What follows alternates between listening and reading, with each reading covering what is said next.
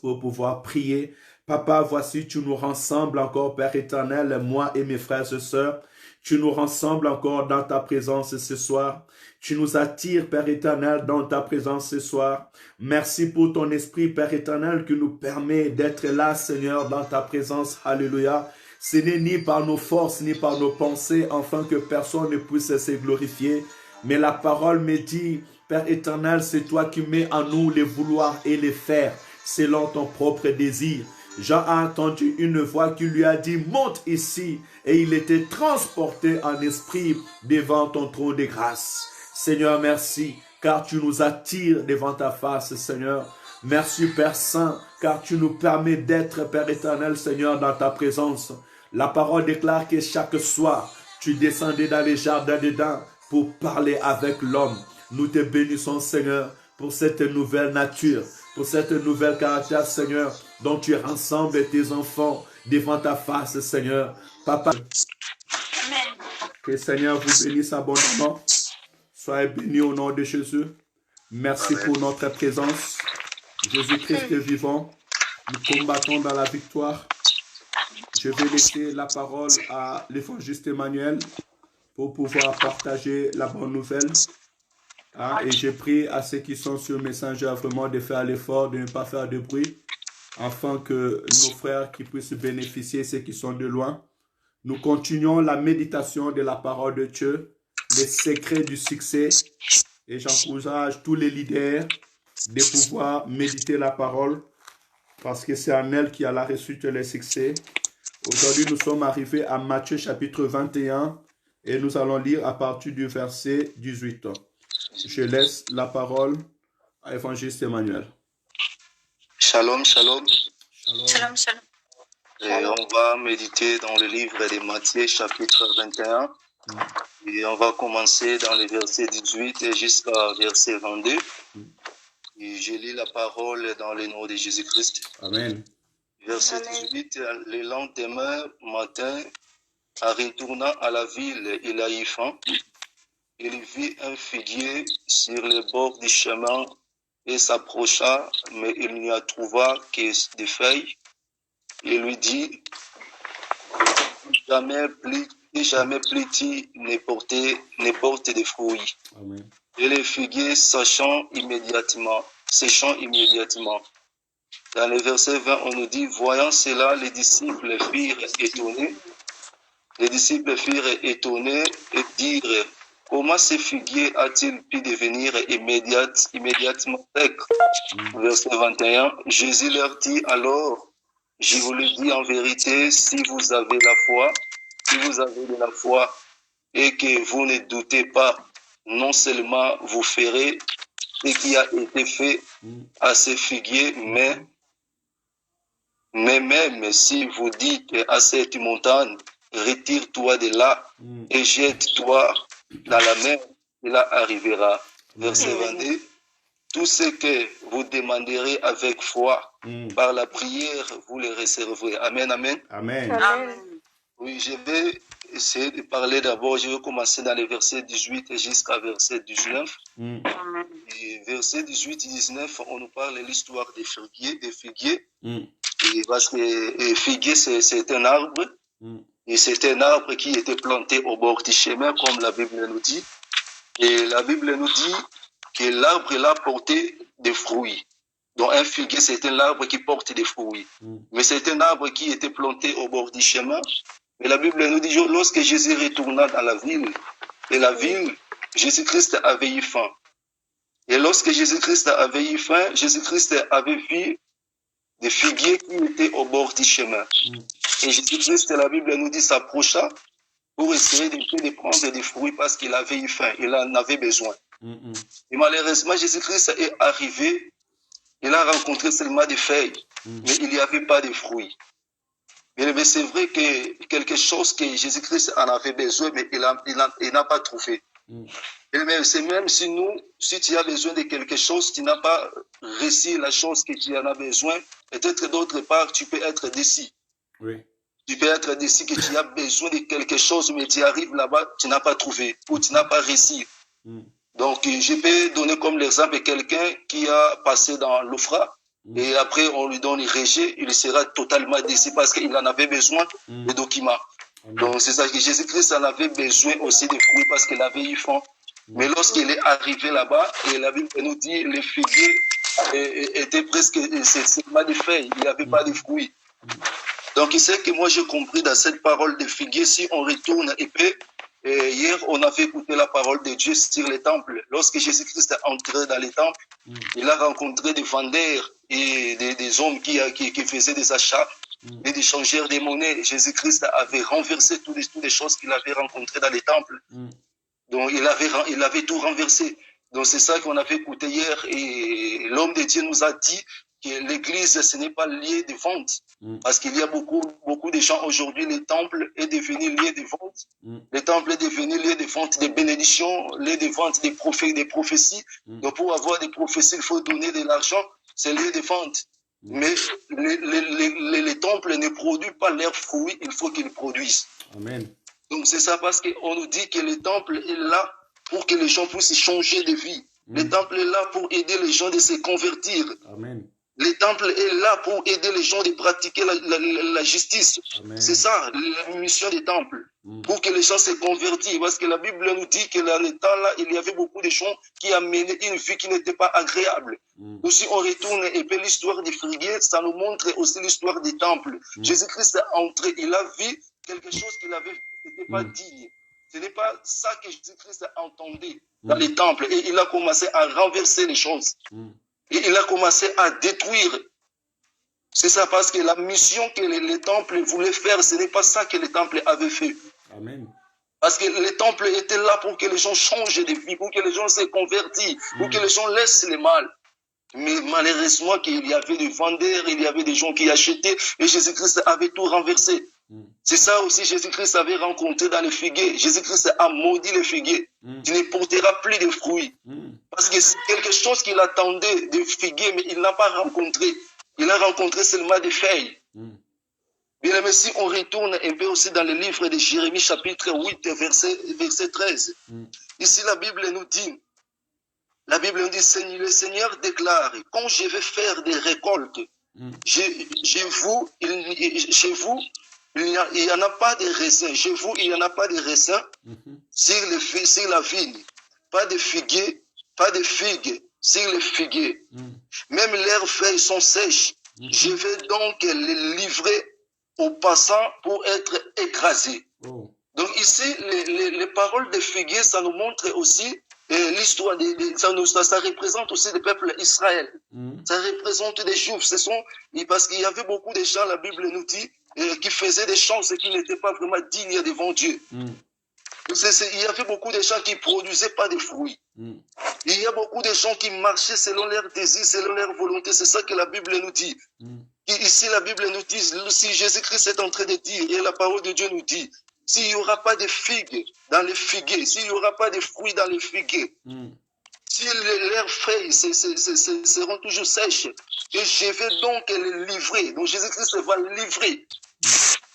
Va livrer ceux qui ne produiront pas de fruits, seront livrés et seront écrasés. Donc c'est ça que la Bible nous dit dans ces deux versets, que la Bible nous demande de chacun de nous de produire des fruits. Amen. Nous sommes des figuiers. Que le Seigneur est en train de parler ce soir. Nous sommes des figuiers. Donc un figuier qui ne porte pas de fruits sera rejeté et sera écrasé. Donc Jésus-Christ nous apporte, que ce soit dans nos églises soient des figuiers qui vont apporter aussi des fruits. Soit des figuiers qui vont amener le peuple de Dieu dans la conversion. Qui va aider le peuple de Dieu de laisser le mal, de marcher avec Jésus. Qui va montrer le peuple de Dieu des chemins à suivre. C'est ça que Jésus-Christ est en train de nous parler ce soir. Est-ce que chacun de nous aussi est figuier? Un figuier qui porte des fruits. Que chacun de nous porte des fruits. Si Jésus-Christ va rencontrer des fruits en nous, ou Jésus-Christ va rencontrer seulement des feuilles vides. Et chacun de nous de se demander si réellement que nous sommes des figuiers qui portent des fruits. Et quels fruits que nous portons. Parce qu'il y a des bons fruits et des mauvais fruits. Mais la Bible nous dit dans les livres de Galates, tout est écrit dans les livres de Galates chapitre 5. Si on commence dans les versets 16 jusqu'à 22, il y a des fruits de la chair et les fruits de l'esprit. Est-ce que réellement nous portons des bons fruits? Et la Bible nous dit dans les Galates 5, 22. Donc c'est demander à chacun de nous de faire des armées de conscience. Si réellement que nous portons des fruits que le Seigneur veut en nous. Si nos vies, s'il y a des changements dans nos vies, si nous pratiquons la justice en nous, c'est ça que le Seigneur veut en nous. Je vais continuer la parole dans les versets 20 jusqu'à verset 22. Ici, la parole de Dieu nous dit. Ici, la parole de Dieu nous dit, voyant cela, les disciples firent étonnés et dirent, comment ce figuier a-t-il pu devenir immédiatement sec? Parce que lorsque la Bible dit, lorsque les jours passaient, les disciples étaient passés là-bas, ils ont vu des figuiers étaient secs. Et les disciples se demandaient, comment s'est-il fait que le figuier, nous avons rencontré le figuier est sec?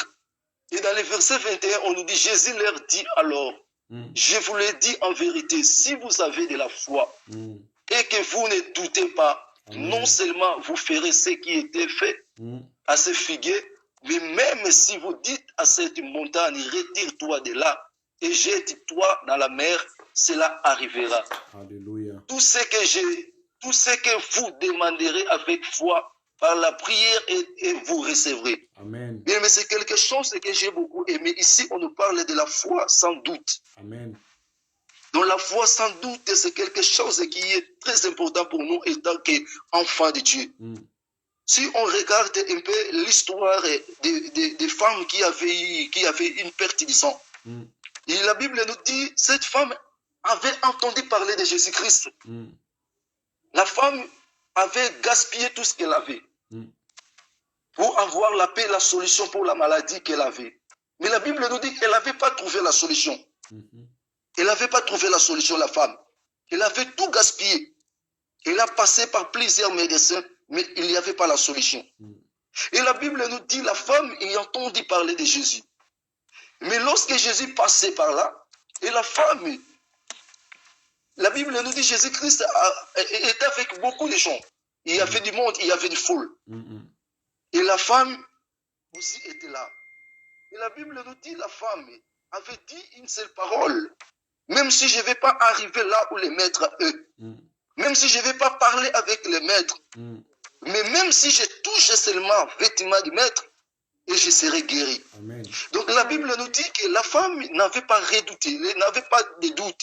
Donc la femme avait la foi sans doute, parce que même s'il y avait des gens, mais elle a dit, même si je touche seulement le vêtement, je serai guéri. Alléluia. C'est ça que la Bible nous demande, la foi sans doute. C'est ça que Jésus-Christ est en train de dire. Si vous avez la foi et vous ne doutez pas, vous ferez ce que moi j'ai fait. Vous aussi, vous parlez au figuier. Vous parlez au figuier. Et le figuier restera sèche. Vous faites des choses que moi j'ai fait.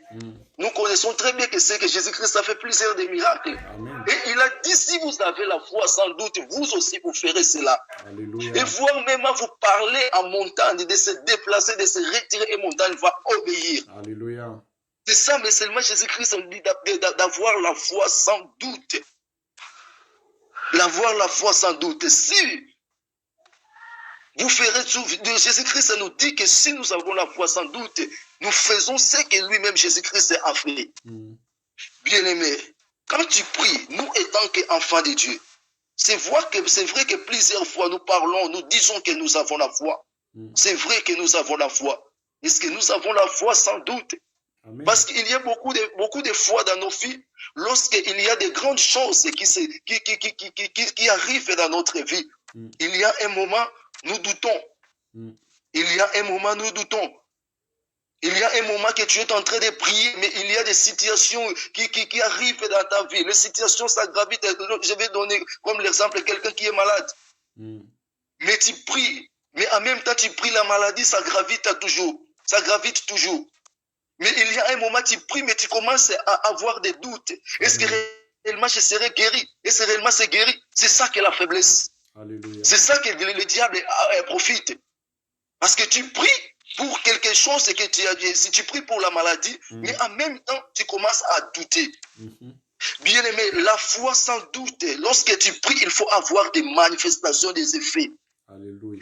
Lorsque tu as la foi sans doute, bien-aimé, lorsque tu pries pour telle situation, il faut avoir des réactions. Bien-aimé, lorsque tu as la foi sans doute, lorsque tu fais des choses, il faut que le monde témoigne, il faut que le monde soit étonné de ce que toi tu fais. Si tu as vraiment des foi sans doute. Si tu pries pour tel problème, il faut avoir des solutions, il faut avoir des solutions. Mais il y a plusieurs fois, bien aimé, lorsque nous tombons malades, que nous prions, c'est vrai qu'on est en train de prier, c'est vrai que nous avons la foi. Mais lorsque la situation s'aggravite, lorsque la maladie s'aggravite, il y a plusieurs fois nous avons des doutes. Il y a plusieurs fois nous doutons. C'est pour là qu'il y a beaucoup de choses qu'on est en train de demander. Nous avons commencé à demander au Seigneur. Ça fait beaucoup de temps, mais jusqu'à aujourd'hui, on ne voit rien. Parce qu'il y a un moment, même si nous prions, mais nous doutons. Il y a un moment que nous demandons, mais nous avons des doutes en nous. Est-ce que je vais prendre ce que moi je demande? Comme si la maladie a pris beaucoup de temps. Comme si mes difficultés ont pris beaucoup de temps. Comme s'il n'y a pas de solution. Ça fait beaucoup de temps dans ma vie. Il n'y a pas de solution. Il n'y a pas de solution dans ma vie. Il y a un moment, nous doutons. Il y a un moment, nous doutons. Mais bien, mais je voulais parler à quelqu'un ce soir. Si tu as la foi sans doute, bien, mais même si ta situation se gravite, même si la maladie se gravite, tu es près de la mort. Mais bien, mais si tu évites seulement le doute, même si tu as toujours la foi sans doute, bien, mais même si tu arrives près de mourir, le Seigneur fera quelque chose pour toi. Amen. Amen. Bien, mais si je donne l'exemple de l'histoire qu'on a fait écouter, et même au niveau des réseaux sociaux, on avait vu un témoignage d'un homme qui avait le problème des poumons. L'homme était dans la respiration, dans la respiratoire. Il respirait à travers de l'appareil. Mais là, on nous a dit, selon l'histoire, que tous les poumons de l'homme étaient presque affectés, à 100%. Mais on nous dit qu'il y avait quelqu'un qui était venu, qui a dit à l'homme que moi, je suis la sœur d'un pasteur intel. Et la sœur a enlevé l'appareil respiratoire et elle a dit à l'homme de commencer à respirer. L'homme qui respirait à travers de l'appareil, il a commencé à respirer normal.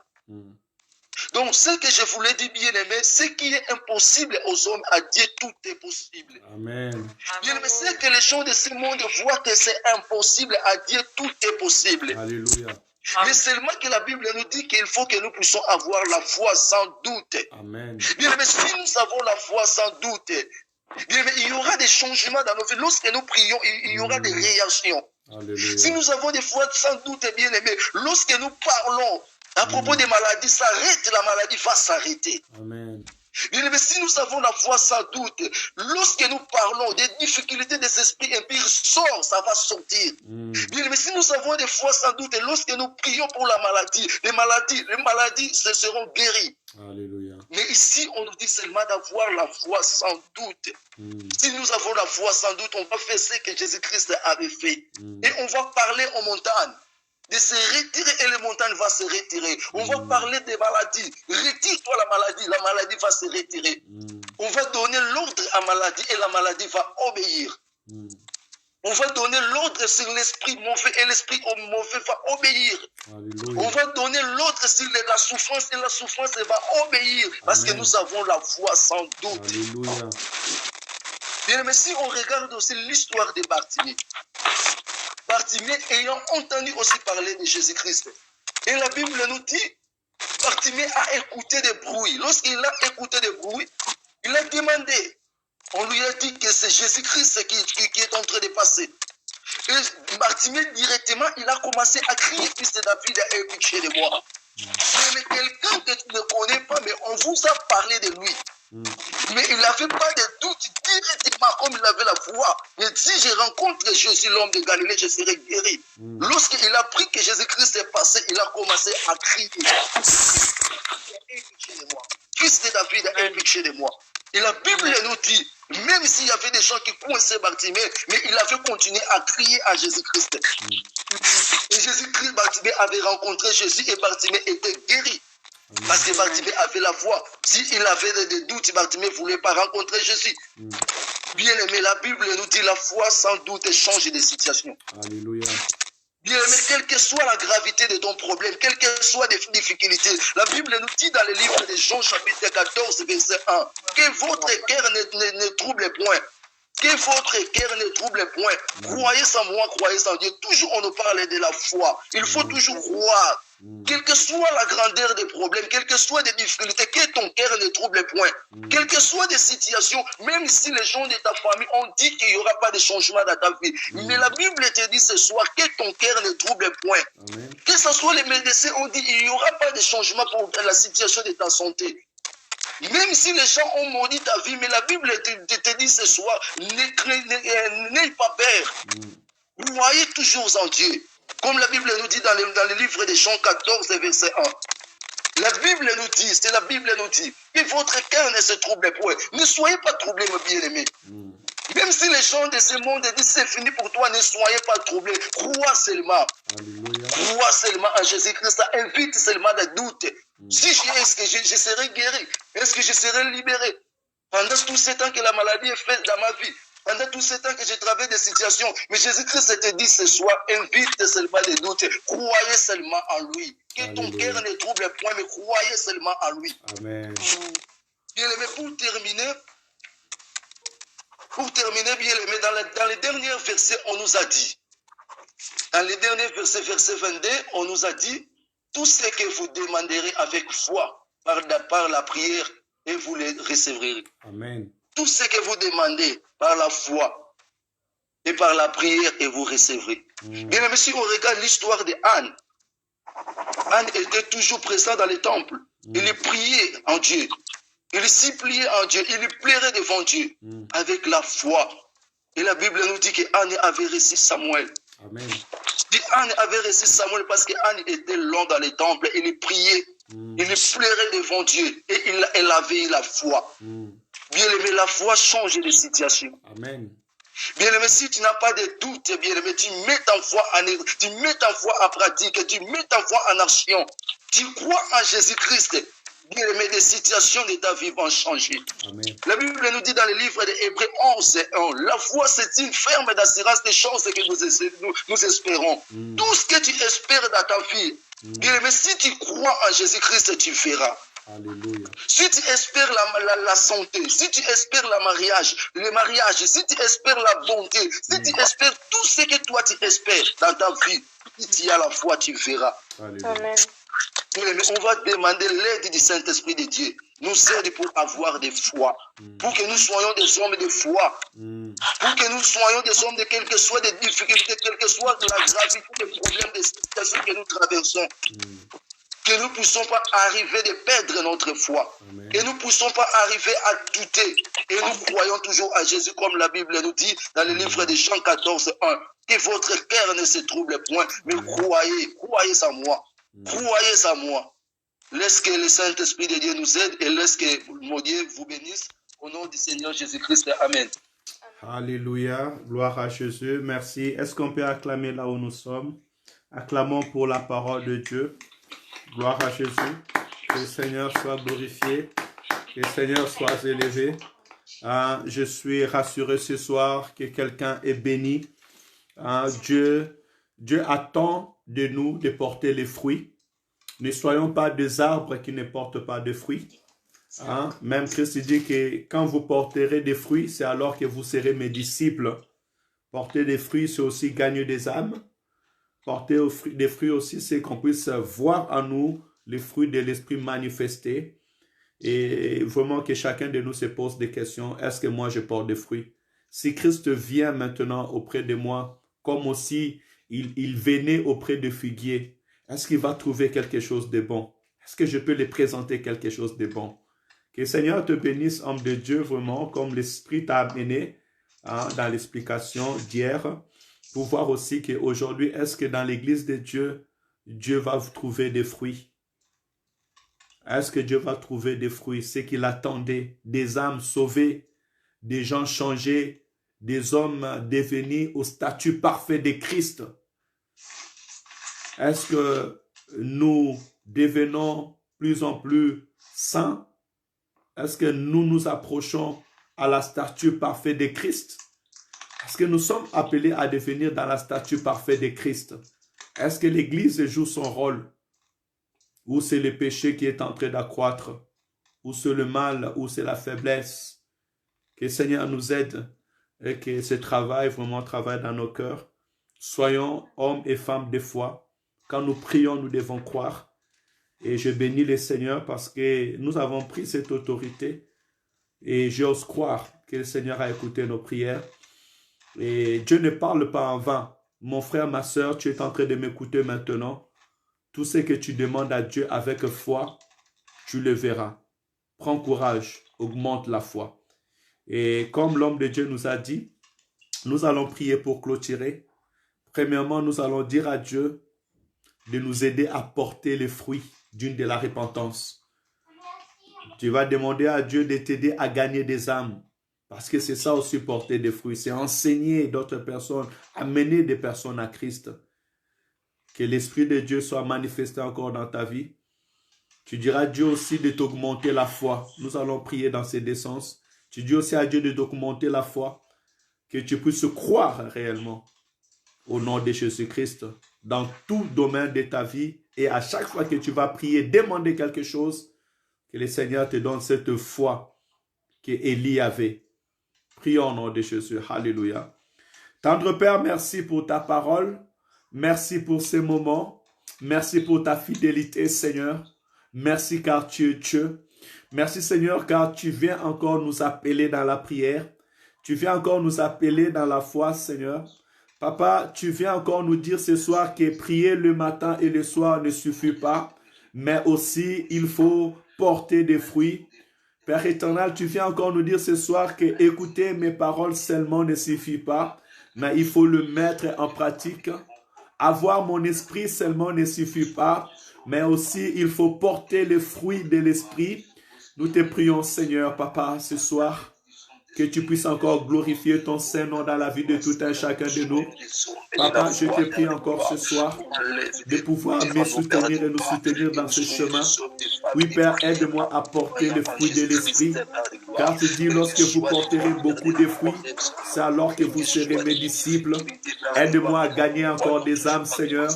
Aide-moi à annoncer encore la bonne nouvelle, Père Saint. Papa, aide-nous, Seigneur, à gagner les âmes. Seigneur, ne permets pas que mon frère ou ma soeur, ne permets pas que ma vie soit comme semblable à cette figuier. Quand tu vas venir, tu ne trouveras rien, Seigneur. Mais aide-nous à être, Seigneur, des hommes et des femmes qui portent des fruits, Père éternel, au centuple. Dans le nom de Jésus, Seigneur, nous voulons porter des fruits. Nous voulons, Père éternel, que tu nous appelles bons et fidèles serviteurs. Aide ma soeur à être bon et fidèle serviteur. Aide mon frère à être bon et fidèle serviteur. Aide ton Église à être bon et fidèle serviteur. Seigneur, nous voulons, Père éternel, Seigneur, porter des fruits, Seigneur, au sein de l'Église. Que les églises locales, Père éternel, elles soient, Père éternel, des lieux, Seigneur, de conversion, de lieux, Père éternel, des changements. Que, Père éternel, que des hommes et des femmes, Seigneur, Papa, atteignent la statue parfaite de Christ. Aide l'Église, aide le corps de Christ par la puissance de ton Esprit, Seigneur. Que les hommes soient corrigés, que des hommes et des femmes, Père éternel, soient changés, soient instruits, Seigneur. Que ton Église atteigne, Père éternel, la statue parfaite, Seigneur, de Christ. Nous voulons être aptes à toutes les bonnes œuvres. Aide-nous, Seigneur. Aide l'Église dans ce sens. Papa, nous te prions aussi d'augmenter notre foi. Donne-nous la foi, Seigneur. Augmente-nous la foi. Dans la prière, nous voulons croire. Dans ce que nous demandons, nous voulons croire, Saint d'Israël. Oui, augmente la foi à ton Église ce soir. Augmente la foi à tes serviteurs ce soir. Oui, Père éternel, nous croyons que le coronavirus ne retournera plus jamais. Nous croyons, Père éternel, Seigneur, Papa, il n'y aura plus de morts. Nous croyons, Père éternel, nos familles ne seront plus atteintes. Nous croyons, Père éternel, les 11 jusqu'au 14, Seigneur, la puissance des mondes des ténèbres sera neutralisée. Nous croyons les plans machiavéliques, Seigneur, est neutralisé. Nous croyons à ta puissance. Nous croyons à ton œuvre au milieu de nous. Nous croyons à ta gloire et à ta puissance, Seigneur. Papa, merci pour ton esprit. Merci pour cette ferme assurance. Au nom de Jésus-Christ, nous croyons à ta seigneurie, à ta puissance dans nos vies. Au nom de Jésus. Alléluia. Oui, bien-aimé, recommande ta nuit entre les mains de Dieu. Dis à Dieu de te protéger, de te garder durant toute cette nuit. Que le Seigneur veille sur ta vie. La Bible déclare pendant la nuit, quand l'ange de la destruction passait dans le pays d'Égypte, l'Éternel a été passé au-dessus de la maison des enfants d'Israël et il avait protégé. Il n'y a pas eu de mort dans la maison de chacun des enfants d'Israël. Il est de même, tu vas demander que la protection de Dieu soit sur ta maison et sur ta famille, que la maladie, les soucis, tout complot machiavélique soit loin de toi et loin de ta vie. Prions au nom de Jésus, tendre Père. Alléluia. Seigneur, nous te prions que tu puisses protéger nos maisons. Ton sang, Saint d'Israël, soit cet symbole sur nos maisons, sur nos familles, Père éternel. En tout lieu où il y a ma famille, les membres de ma famille, Seigneur, j'applique le sang de Jésus-Christ de protéger et garder. En tout lieu où il y a ma belle famille, le sang de Jésus de protéger et garder. Seigneur, en tout lieu où il y a mes frères et sœurs dans le Seigneur, que le sang de Jésus soit la personne comme un symbole au nom de Jésus. Protège et garde, Seigneur. En tout lieu où il y a mes frères et sœurs qui sont en train de prier en Saint-Instant, en tout lieu où il y a le corps du Christ, Seigneur, que le sang de Jésus soit la personne pour protéger et garder, Seigneur. Que nous passons une nuit paisible. Seigneur, protège nos familles, protège nos vies au nom de Jésus-Christ. Père éternel, Seigneur, protège ton peuple, Seigneur. Nous voulons entrer dans le mois de mai, dans ta présence et sous ta protection, Saint d'Israël. Nous bénissons le mois de mai qui arrive. Nous voulons entrer dans le mois de mai sous la protection de Dieu. Père éternel, que ton sang protège nos familles et nos maisons, Saint d'Israël. Que nous traversons le mois de mai dans la paix, Seigneur. J'applique le sang de Jésus dans le mois de mai au nom de Jésus-Christ. Garde-nous, Seigneur, que ton sang neutralise et pulvérise et détruit toute puissance maléfique de l'ennemi. Au nom de Jésus, nous proclamons la victoire, la guérison, les 11 et les 14 mai, dans le nom de Jésus-Christ. Nous avons ainsi prié. Alléluia. Amen, amen, amen, peuple de Dieu. Que le Seigneur vous bénisse au nom de Jésus. Que la main puissante de l'Éternel soit tendue sur vos maisons pour vous arracher de danger. Que l'armée céleste campe tout autour de vos maisons. Car il est écrit, l'ange de l'Éternel campe tout autour de tous ceux qui les craignent pour les arracher de danger. Laisse que ta maison soit entourée des anges du Seigneur cette nuit au nom de Jésus. Que le Seigneur te révèle les choses cachées des grandes choses. Car la Bible dit, invoque-moi, je t'exaucerai, je te montrerai des grandes choses, des choses cachées que tu ne connais pas. Le Seigneur te révèle les secrets de ta vie. Le Seigneur te révèle ce que tu dois renverser. Le Seigneur te montre demain et que le Seigneur montre à son Église les temps que nous sommes et les choses à venir dans le nom de Jésus. Que le Seigneur continue à révéler à son peuple tout ce qui est plan machiavélique, tout ce que les francs-maçons, les occultes sont en train de préparer, que cela soit révélé à l'Église au nom de Jésus-Christ. Nous proclamons cela dans le nom de Jésus, selon la parole de la prophétie. Laisse que le Seigneur nous bénisse. Bonne nuit à tous. Merci pour votre participation de près et de loin. Que le Seigneur bénisse nos bien-aimés qui nous ont suivis encore ce soir. Que le Seigneur bénisse son Église au nom de Jésus. Bien-aimé Adolphe, sois béni. Mérechi Tembo, sois béni, frère Serge. Maman Joël, sois béni toute la famille. Serviteur de Dieu, Alain Kibasala, évangéliste, que le Seigneur te bénisse. C'est notre honneur de te recevoir au milieu de nous. Évangéliste Thomas, que le Seigneur te bénisse. Au nom de Jésus, Église Les Jourdains, nous sommes ensemble, que le Seigneur vous bénisse. Maman Michel, sois béni au nom de Jésus-Christ. Que le Seigneur bénisse évangéliste Koma. Frère Dani, Vincent, Arsaidi, Philippe Nen, Rab Naïberka, Bissimiso Al-Masih, Salima Kil, Kilnese Fil Haddad. Je parle en arabe parce que je suis un enfant du Liban, donc que Que Seigneur bénisse toute l'église qui est à Beyrouth, qui nous a accueillis. Et c'est le fruit du travail. Que Seigneur vraiment vous bénisse. Et que Seigneur bénisse tous les enfants de ACC. Évangéliste Emmanuel, Nessa, soit béni, Neftali. Que Seigneur vraiment vous bénisse. Maman Nadia, nous gardons notre communion avec Dieu. Nous bénissons cette nuit. Si le Seigneur vient ce soir, rendez-vous au ciel. Ne manque pas le ciel, bien-aimé. Moi, je m'attends à fêter le millénaire avec Jésus. Si j'ai pris, c'est pour aller fêter le millénaire avec Jésus. Ne manque pas cet rendez-vous. S'il te plaît, je te prie au nom de Jésus. Parce que là-bas, on dira Kembona Kembo Kunana Zulu. Et Dieu voulant, demain, 7 heures, nous serons là pour prier. Et je vais encore donner les signes. Les 11 au 14, nous prions, faisons nos courses. Les 11 personnes.